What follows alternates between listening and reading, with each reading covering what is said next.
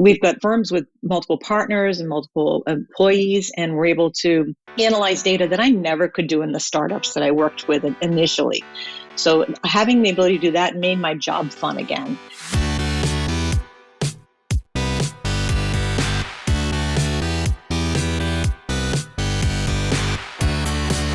You're listening to The Successful Bookkeeper with your host, Michael Palmer. Listen each week as inspiring guests share their secrets of success to help you increase your confidence, work smarter, and build a business you love.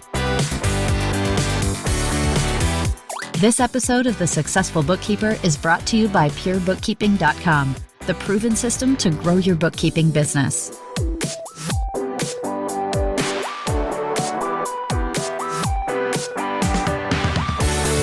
Welcome back to the Successful Bookkeeper Podcast. I am your host, Michael Palmer, and today's show is going to be wonderful. Our guests are business partners who run Artesani Accounting Services, Lynda Artesani and Sarah Prevost. Welcome to the show. Thank you. It's nice to be here. It's great to have you both, and it's not often that we have two guests on the show, so it's always fun to have more as a better party, I think. Lynda and Sarah, I'm looking forward to hearing your story, and I'd love for you each to tell us a little bit about your specific career journeys leading up to this point, and we can start with whoever would like to go. I'll go first. It's Lynda Artesani. So I've been doing this work for over 20 years. I've stopped counting all the individual years at this point. And I actually started out as a generalist, like most everybody does. I mean, you try to get work and you get what you can get in and try to survive and pay the bills and pay yourself, which is the most important part. And it was about 2016 at the QuickBooks Connect that I kind of planted the seed that I wanted to move towards niching my practice. And I was there taking in all the different sessions that I could to find out more of how I would do it. Fortunately, I was in a mastermind group, 97 and up, with Seth David. And that's where I met this lovely lady, where we started to partner up. Yeah. So Sarah, you can tell your story. Certainly. It was. It was a journey. So mine was slightly different. I had been doing accounting for a long time, working for other people, and I just had enough, feeling like an unheard employee, I guess you could say. So I took a big leap, and I just went out on my own and really just grassroots referral marketing, and it just kind of exploded. Same journey as Lynda, making sure I could pay my bills. Seth had been a huge key player in that journey.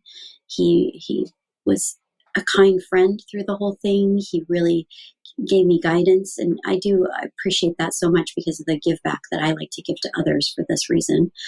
And then we realized, as we were, colleagues in this 97 group, that we realized Lynda and I aligned in a lot of our thinking, our everything that we did, pretty much. And we couldn't believe that we had the same industry niche that we enjoyed working with, lo and behold. And we had the same background on top of that. So that was a fun moment for us. And we started journeying down the road of collaborating, and voila, now we have the proper trust, a successful business together, and we are enjoying the ride for sure.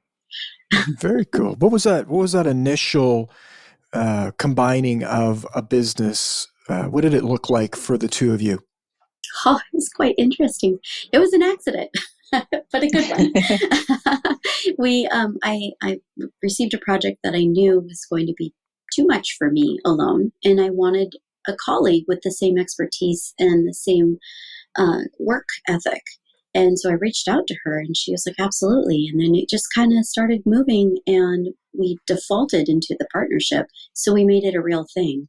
And we haven't looked back on that. I mean, we are just really just moving and shaking and charging ahead. But it was a great moment for us to learn, like, you can default in it. So be careful about how you write your engagements, how you engage as a subcontractor and independent contractor. So it was good, though. It was good for us.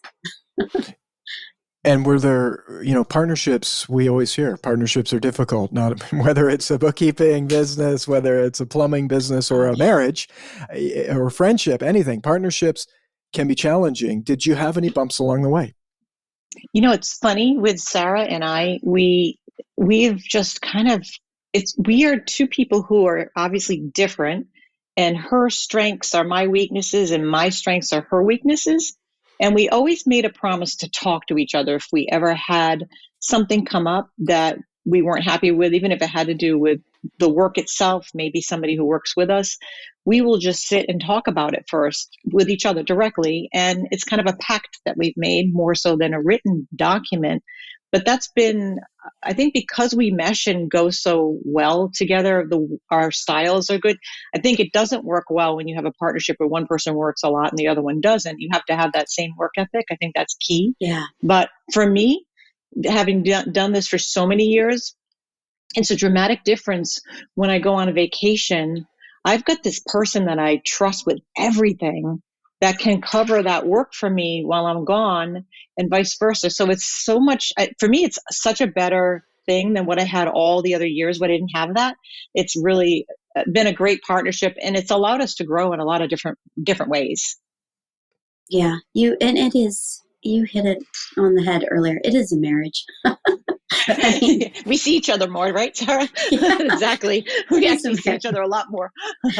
And I believe wholeheartedly you approach it with the same respect that you would, with a lot of things. So if you come at it with the same respect for one another, that keeps you together in a lot of ways, because you really, feelings do get hurt. Things happen.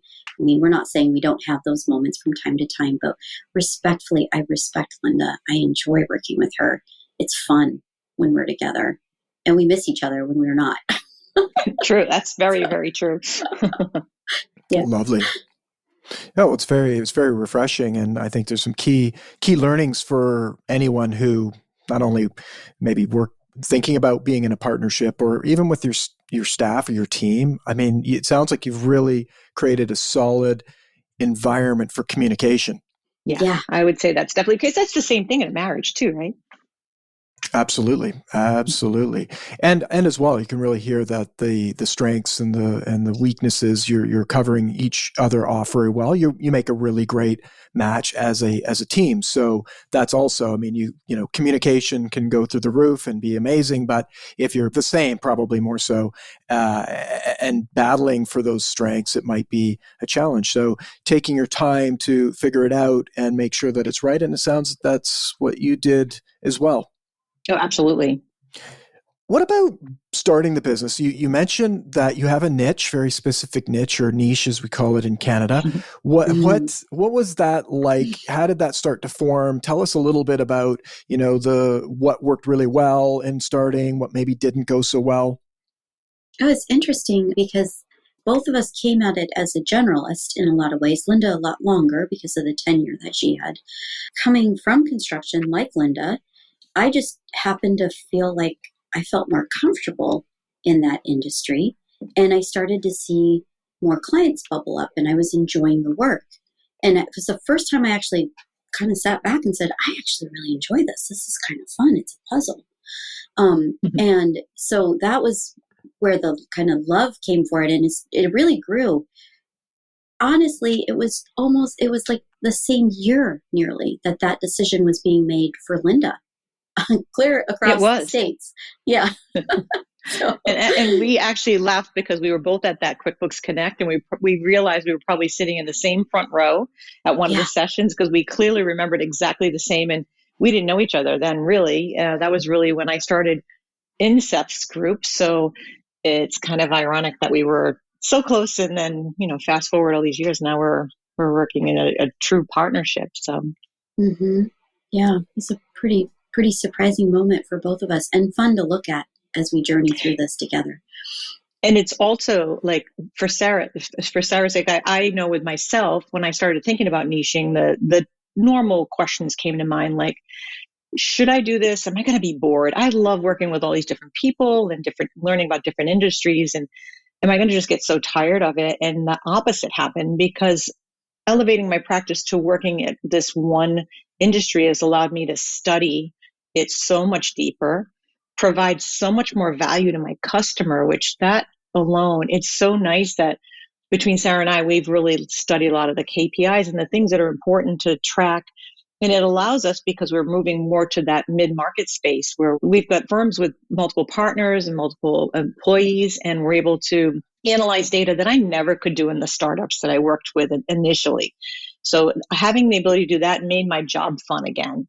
And that's probably my biggest takeaway from niching my firm, is that niching with Sarah has been truly the ability to do things like compensation reporting and things, and working with the attorneys to find out where their goals are, where they're going, what are they forecasting, what do they want to go to, and helping them get to that point. And that's kind of what you go to school for, what you learn how to do all these things. And I'm actually getting to use that. And I'm not just typing in numbers and not really looking at financial data in the past. I'm looking more towards looking to the future and helping them get there. And that's kind of the fun part of our job, I think.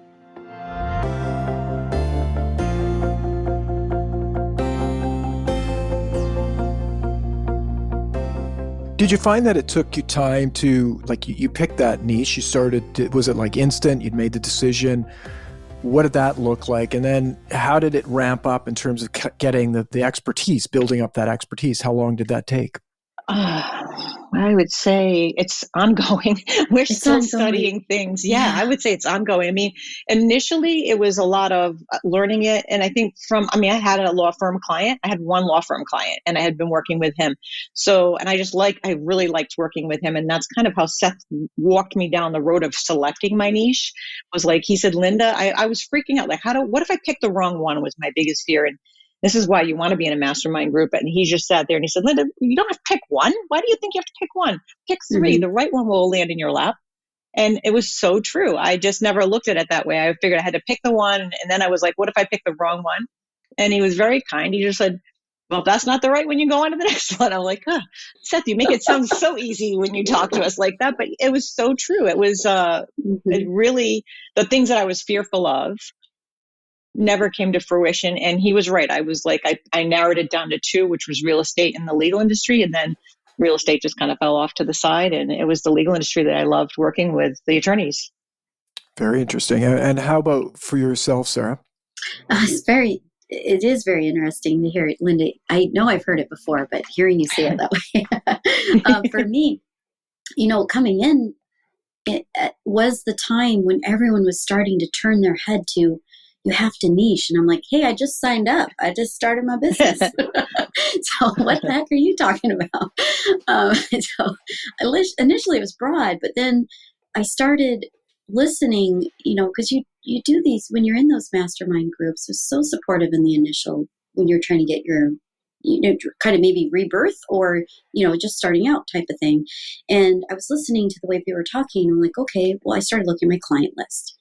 I was like, I really like this. And we're a mother-daughter team on this side. Been that way for a long time. And so my mom, she's such a wise woman. She sat next to me and she said, well, I like doing this. And I think you do too. And we kind of like went through the banter of it and realized that's the forefront.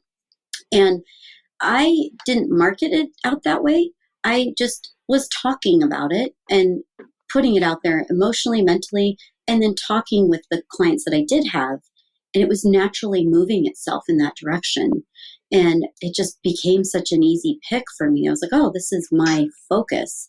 And to have a branded company where she and I both have these skill sets and we have it dedicated into one branded company is such a blessing to have that rather than try and reinvent yourself in doing it. So wonderful. Well, what's it look like for you to grow your firm? You are focusing on law firms. How do you secure new clients? Oh, well, that's you. That's me. I'm the marketer. I do all the marketing. So we've, I think not just me though, Sarah, because we both, the two of us, I mean, Sarah's like the referral machine. She's the one that really works so hard in getting, she gets referrals. We get referrals for doing good work. And she gets referrals because she's known in her local area. For us, it's been with the marketing side. I do a lot of social media posts. I provide content so that people can actually be able to learn from what we have, and you give them enough. A lot of the attorneys, if they read my blog posts, they'll see that there's a lot of different value there, and with the hopes that they reach out because they realize that they really don't want to do this work. We're told that time and time again when we start to onboard a client that they're like, I thought I could do this all myself and it's just not working out. It's not what I'm good at. And they'll say, one of our attorneys said, I love to talk. I don't love the numbers. And, you work around that. So we've found ways to give them reports that they don't want to look at a pile of numbers. They want to see some graphical reports where we can produce them out of Fathom so they can see what we're trying to convey and where we're going and be able to see it in a method that works for them. So I think that a lot of times the marketing has been that. And it's just, we do speaking engagements and those things. And we're just kind of known in the industry now for the things that we've been doing. Mm-hmm. It's one of the benefits of having the narrow focus on a market. You can actually talk about things that are going to be very specific to a specific group of people. It's more interesting. It's likely more valuable. So that's interesting that you've gone that way, and it's I think a benefit for you. In terms of the onboarding, we often talk about selling and that process of, someone's interested in working with you. They've reached out with you. Has that been something that you've always been good at, or was it something that you had to get good at in terms of converting these leads into clients? That's a great question. I feel like we're both natural. We're both inviting. Honestly, if I'm not the right person for you, that's okay. And there's power in that alone. But when you're at the prospect stage and you're listening and it's always a two-way street. And I feel like Seth has really reined that into my mind. And I feel that way wholeheartedly. I went to work for myself. That's what I went to work for. I didn't go to work for people where I didn't feel as happy or pleasant about the work and the product and feel demeaning by it. So when you're in that stage where you're looking at a prospect and it's exciting for you, what made it exciting? That's an exciting moment. When you're looking at the prospect or you're in talks at that moment and you get a feeling like there's a couple things I'm a little red flagged about, those are concerning comments. If you feel confident, drill in. If you don't, it's okay. Find the nice way to bow out, if that makes more sense. Maybe you don't have availability capacity. It is an interesting journey on the front end, but I always say we really are not selling per se. You have a problem, we'll find a solution. You have a need, we'll assist you with it. But we also have our own guidance and rules that we need to follow, and it needs to work both ways. It's a marriage in a client relationship, definitely. Yeah, it's a partnership. When we partner with our firms, we almost feel like we're part of their team, and in that respect, which is really, I think, helpful to them. And one of my favorite lines that I'm going to steal from Sarah is we always tell them, hey, we're business owners too. We feel the same pain points you do. And it's important to be able to recognize that they have to, and you can almost see the light bulb go up, that they don't think of us as a business, that we have our own businesses that we're running. And I think that a lot of times just saying that is like, oh, that's right. They have employees. They have all the things that we have. So they understand. Mm-hmm. And I think that's a big takeaway when you're having that conversation with the client, getting them know that on the same level, we are struggling with the same things. We're looking at the same things. We have the same goals. We set goals. We set the bar for ourselves. And I think that that's important to let them know that that is something that we have on our journey too. One of the conversations that come up a lot as well when it comes to selling is pricing. Have you always priced the same way? What does it look like for your firm? And has there been learnings along the way? Oh, lots of learnings along the way. Let's be honest. There's no perfect sauce, right? Exactly. Yeah. I think the ability to, when you niche, you have more knowledge than the average Joe coming in.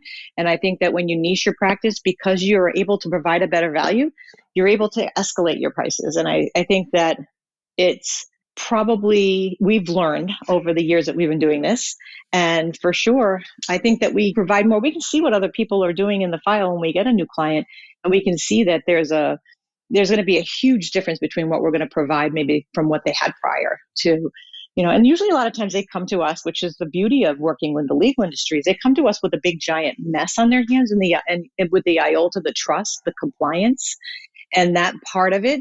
sometimes can have a deadline over their head on that. Maybe they're going to go through an audit. Maybe, and one of our favorite things to say is like, we're here to help you sleep at night. We're going to help fix this mess that you have. And that mess can go back multiple years. So you're able to charge more money just because of that. That alone with the legal industry surely is probably the big gorilla in the room. That's what gets them to us, and by the nature of their industry. I think it's not just charging more. It's just like you're compliant. You're working to like what you're saying, Lynda. Exactly. Like you're making it clean, concise, transparent. So if a compliance audit does come up, it's there. It's there to see. We do a lot of heavy lifting. So it's a lot of work. I mean, sure, you could charge more for it, but it is a lot of work to Lynda's point. And we do also, Sarah, one of the biggest part of our business is taking these law firms that are still stuck in like 1980s software and moving them into the future of the cloud. And they've been stuck in these old work processes, and we get to come in and we work through getting their data over, and we work through training them, which is probably one of the best parts of what we do, because we had one firm that took 11 clicks to just enter a deposit, and we're like, here's how you do it in QuickBooks. And they're like, whoa, are you kidding me? And our biggest thing is don't overthink it. It's not as hard as you think it is. And it's kind of teaching them a new way. It's a lot of fun. It's a lot of fun. It is. Yeah. I love that you shared that today. Do you get any pushback to new technology? Oh, yeah. Oh, all the time. There's always that one in the room with their arms crossed on a Zoom meeting that you're like, that's the one I got to win over. But, and it's funny because Sarah and I were talking about it the other day. I can't remember who we were talking to, but it was like you knew that one partner was not on board with the change, but the firm wanted to make the change. Maybe he or she were outnumbered in the vote in their financial board meeting. And that tends to be the partner, ironically, that when you go to train them, they take to it and they're like showing other people how to do the entries. It's like, that was the one person you thought would be the challenging one. It's not that one. It might be the younger one that maybe is struggling with it. And it always surprises me when you kind of look around the room and see who's going to be the one when I teach them how to do this, that they're going to have a hard time, and you want to assume it's that person that didn't want to change, but it never seems to be that person. The bigger they are, the harder they fall. Exactly. Interesting.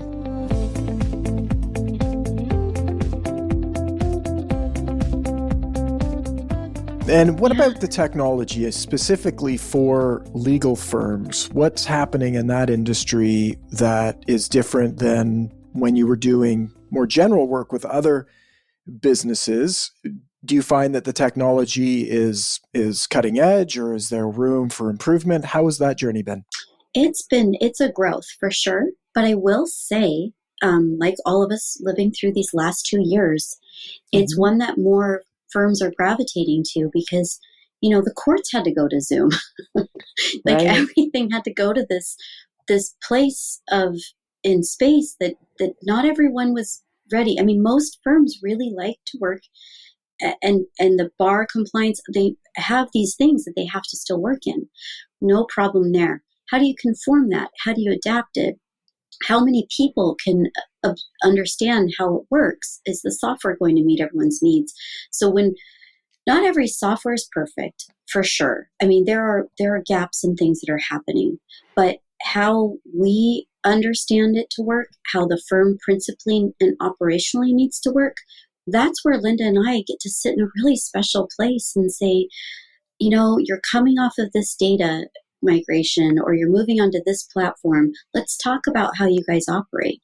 What type are you on? Microsoft? Are you on Google? Like, what are you using? So you get into a space that's a little different than just accounting, but it benefits accounting in the long run. So as long as you can get all the players in the right frame of mind of what legal platform is best for their firm, then it helps you. We'll always have the one, though, as Lynda said. There's going to always be the one. And it's because we do the marketing so heavily towards the two software that we like Clio and we like Lean Law. If you think back, Sarah, even when we first started using Lean Law, that product has grown so much in such a short period of time. and they've added and developed it. And it's really been awesome to watch it bloom. And Clio has also changed and made improvements on a lot of different things. And they all kind of follow almost the same path, maybe slightly different because they're two different products. But those two software that we use, people come to us because they know we know that. So we don't tend to get people coming from other software. Sometimes we do, but they want to come off of whatever they chose and want to move to the two that we like to use. Yeah. So Lean Law and Clio are they solving similar problems, or those two go together in a stack? No, they're separate. They're two separate, and they're similar in what they offer, with the exception of an area of one is more practice management with documents and calendaring and a whole bunch of stuff, and the other is more on the invoicing level. So the time and also work towards a lot of the compensation models that we see in the bigger firms. So the more mid-market firms that have the origination tracking and the responsible attorney tracking, all of those pieces. It's my favorite line is, if you want to work with us and you want to be in QuickBooks, Lean Law will put it on top of QuickBooks. That makes Lean Law and QuickBooks together make a law-specific QuickBooks file. Put Clio on top of QuickBooks, it makes it a law-specific software. You're not paying tons of dollars for a customized product. You're putting together two software that work. They seamlessly work together, and both of them are very good connections with QuickBooks. So we have a great synchronization, and that's the important part, because some of these software that are out there, they either don't talk to QuickBooks or they're a manual push, and it makes it real difficult for the client. We want to track every penny. It's trust accounting. We can't miss a penny, and we validate always to the bank. I mean, whatever happened in the bank is the truth, not what you typed in the outside software. So we have to. And it's important to have a good legal tech software, A, to save time, but B, also for compliance purposes. Yeah. Very cool. Very cool. Sounds like those two products have come a long way since you've started using them. Oh, yeah. Yes, absolutely. Yeah. And what other things do you see for the future? What are you doing with your firm? Where do you see your firm going? And where do you see the industry going? Well, I think with Sarah and I, we like to have multiple sources of income. So we've got this private group, mastermind group, kind of like Seth's group, but only for people who really want to work with attorneys and law firms. It's called the Accountless Law Lab. This year, we've recently launched a course for anybody who's working in the bookkeeping space as a generalist and is thinking, maybe I want a niche, or maybe they got their first client and they don't know what to do. We have a course for that as well. So that's two of the things we've kind of worked towards. We're going to be at Scaling New Heights. So we're hoping to get our group together. Our mastermind group is amazing. I mean, we learn just as much from the group as they learn from us, I think. Yeah. And we have a pretty tight-knit group. It's not really large, but it's incredibly beneficial, because I really, truly think I've learned something every single week from them. Surprising and fun in some ways, too. It is fun. It is fun. Yeah. Very cool. So this is a group that specifically for helping others do what you're doing in your firm around the legal industry. And then in terms of your view of the industry, in terms of bookkeeping and legal firms, do you see anything that's going to change? Do you see something on the horizon that it either makes you think twice or different about the industry? It's an evolving one right now. It's in a pivotal change, I feel. Like you're getting people that are stepping out on their own, so starting out on their own. You're getting firm owners that are changing in the sense of like age. So what we're seeing is, there might be a younger person, maybe a family member on staff that they're going to have come up through, and they're saying, hey, you know what, this server-based program, the way that we do things, not okay. That's the first thing I'm going to make a change on. I don't want us to work this way. It takes too long. Or some firm owners have no one to turn it to, so they're cherry picking other colleagues in the industry to bring them on board for an equity change in the business, and they want to bow out of owning the firm at some point down the road. So in that regard, there's a lot of movement, and there's a lot that needs to be done there, and better workflows and processes. The things that are hugely changing, I feel like Lynda and I are seeing this, is how we accept money in firms, how money moves between trust accounts, how revenue is getting recorded. there is so much accounting work just in that alone. How is the AR working? What are the key metrics that you want to be looking for to keep a healthy business? There's just an abundance in that area right now that's still an unknown, how to benchmark it in a way that is going to change it. That's where the softwares, I think, are going to try and get better at it. Don't you think, Lynda? Don't you feel that way? Yeah, I do. And I think that that's probably, one of the things that I thought about when I wanted to niche my firm was I was very fearful of technology and where things were going, and things were going so fast with bank rules and things like that. And I remember thinking to myself, if I stay where I'm at and like working with startups and write up clients, am I going to have that taken away from me? Because bank rules, I mean, they didn't take a lot of time and care and eyes on. And with this industry, it's so complex. When you start to get into some of the compensation plans that some of these attorneys have at the firms, and there's just so many different nuances that make the industry complex, client costs, things that would be hard to automate, things that require our brain to help them get to where they want to be. That's probably, I mean, I'm all about automation. Bring on the technology. I love it. I eat it up for lunch. But I think that one of the reasons we wanted to move towards this niche is because it's so much about having to use your head on a lot of this. And that's the fun part.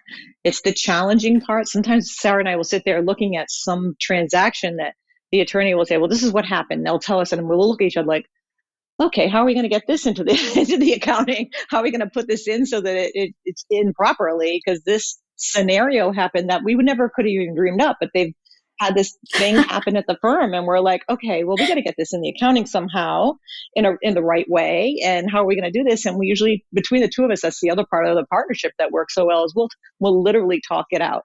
Even when we're trying to figure out a trust account, we'll literally as a group go, okay, we start to see patterns here. Where did it go wrong? And sometimes attorneys, they like to change software every year. Like, all right, their trust isn't working. Let's go to a new software and see if it makes it better. Or let's change banks. Maybe if we change our bank, that's going to fix the problem in the trust accounting. And it doesn't. It just compounds it. So, well, they keep us busy and happy. Yeah. Very cool. Very cool. Well, it's a very exciting industry. It sounds like it's going to be growing, and like we see in other industries, there's a shortage of bookkeepers and accountants to service all of the new businesses that are out there.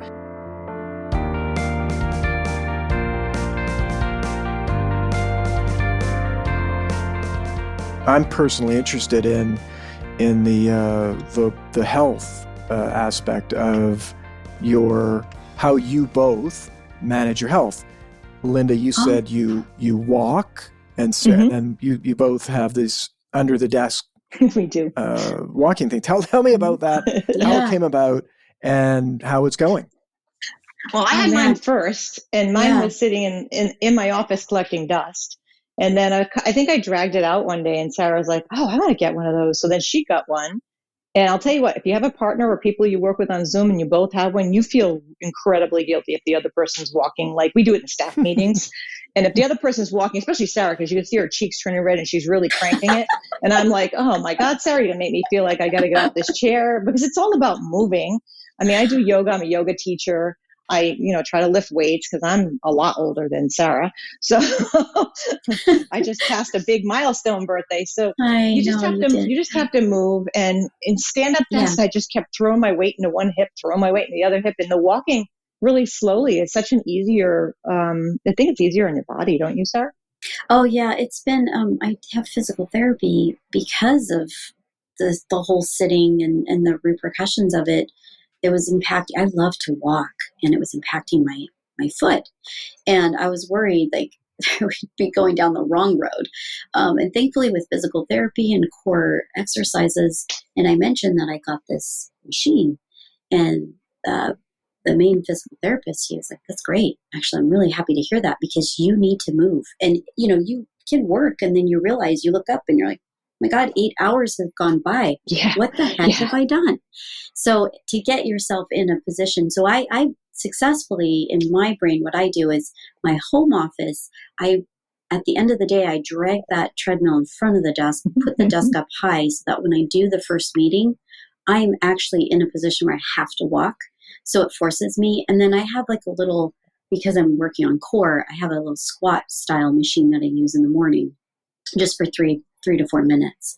And I do some very strategic squats and movements with that. And it really helps you keep It's a going. great tip to put your desk up at the end of the day. Put it all the way up, because you will feel really guilty putting it down to sit, and it'll make you want to just walk or stand if you got the walking desk, walk. But if it's up, you're not going to put it down to start your day.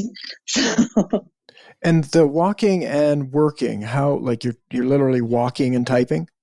Oh, okay. So the trick is you go at the speed of one yes. to do the typing and the thing. But what I do is intervals. So I'll start at 1 and then I move straight into, my goal is to get, it's not in miles. So I have to do the changeover, but my goal is to get into, at least a mile in 30 minutes. That's the goal for me. Just to get at least that in. I can go more, but you just start there. Do intervals in the beginning, the first half of your day, and then as you're doing other meetings, it's great. Like I'll push out my chair and I'll put that treadmill right in front of it, and I'll just walk really slowly. You feel like you're walking nowhere, but it helps, and you do get it down. You get sweaty. Yeah, drink, type, and all of that stuff. Be careful, right? The thing is to go slow in the beginning. Yeah. And then also, if you're having a meeting, we had a meeting the other day that you were with the folks at Clio, and they're like, Sarah, are you walking? And she's like, yep. And, she was walking in that meeting because we was just talking. And I find that it's easier for me. I don't want to get hurt. So I will just do it. We have staff meetings every day where we gather the staff and go through all the client files and what's going on, what are you missing, and things like that. And that's the easiest place to just do the walking and talking. Yeah. Remarkable. It is the first that we've had actually an episode where there was someone who, I believe it was this podcast, it might have been one that I used to do years ago, where the person actually sold walking desks was one of the things that they had. And it was interesting. I've been thinking about it for a very long time, but to actually speak to someone who's actually doing it in this industry, that is a podcast first. And I'm curious what device you use. I'm sure other listeners, because if you think about it, this is going to be something that's going to need to happen. Like we all work at the desk a lot. It's not going to change, and more so than ever before. There's so many benefits to working from home, working remotely, all of that great stuff. But the downside is we're sitting all the time and we're not getting this exercise. So this is very interesting. But in terms of the technology of it, do you need a big one? Did you find that it was like, oh, this walking machine worked fine, or they all work fine? How does that look? It's interesting. Well, Lynda's got a different one than I do. I have one that's set at a 5% incline automatically. So mine doesn't change, and it's the smaller one. I got it on Amazon. It's like $400. Yeah, GoPro Plus is the one I have, and you can wheel it out of the way, and you just plug it in, and it's small, but it fits under the desk perfectly, and it's cushioned, and you just have to oil it once in a while, and it's quiet. You can't even tell if your head wasn't moving. You wouldn't be able to tell that you were on a treadmill. Wow, and that's the GoPro Plus. The GoPro Plus. She's got the newer version. EgoFit Walker Plus. And the big thing you want to look for is, and I read before I purchased, I didn't buy the same one as her, is how quiet it was. Yeah. So that was what I was looking for. Because there were some that said, hey, this claims to be quiet. And then you look at a video and you're like, whoa, that's pretty loud. Not quite, yeah. Because you want it to be slow enough too. You want to be able to have a treadmill that's nice and slow, because you don't want to get hurt. So you want to make sure that you're able to go at a nice, even, slow pace while you're trying to work, and start, like Sarah said, with 1 mile an hour. It sounds like nothing, but if you're on that desk for 8 hours, you can actually get in 8 miles. So it's remarkable, really, when you think about it. Yeah. I'm excited. I'm excited to try it. I've been thinking about it for years, and I have a stand-up desk, but I found the same thing. I go through spurts, but then if I leave it up too long, it's like hard on my feet, or it's just standing all day, which is not good either. So I think the all walking is movement. So very cool. I'm glad that we discovered that around both of your health and well-being, and it's refreshing. Congratulations on being two people who have figured out health and well-being and taking care of yourself in your lives. Yeah, we try. You just, I think it's just the effort of trying, right? Like you put it in action. So. Absolutely. Absolutely. And if we don't do it, we're going to, pay the price eventually. Yes, for sure. Yep. Yeah, that's right. Definitely. That's right. Very exciting. And I want to thank you both. If our listeners wanted to get in touch with you, what would be the best way to do that? Well, we are all over social media, so you should have no problem finding us between, I think LinkedIn. LinkedIn's probably where we live the most. So LinkedIn would probably be the easiest way to find us in respect to that. Or you can go to the accountantslawlab.com and find us there. That's probably the other easy way to find us if you're interested in joining the group. Beautiful. Well, we'll have both of those links in our show notes. And I want to thank you both on behalf of our listeners for coming on, sharing your wisdom, sharing your journey. It's been a pleasure. Thank you, Michael. It was great. Thank you so much. Beautiful. And with that, we wrap another episode of the Successful Bookkeeper Podcast. Be sure to check out our new Thursday bonus podcast episodes that will happen from time to time. We call it our Spotlight Series, and you won't want to miss it. Remember, if you'd like to learn more about us, check out thesuccessfulbookkeeper.com. Until next time, goodbye.